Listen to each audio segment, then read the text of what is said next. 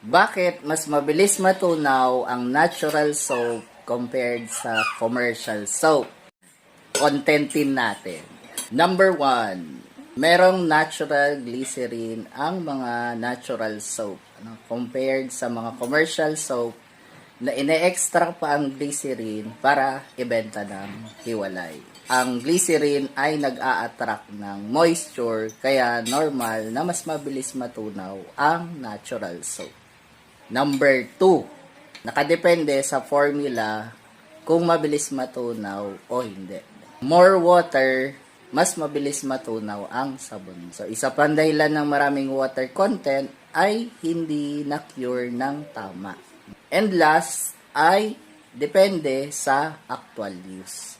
Kung ang natural soap ay binababad mo talaga sa sa tubig, mas mabilis talaga siyang matunaw.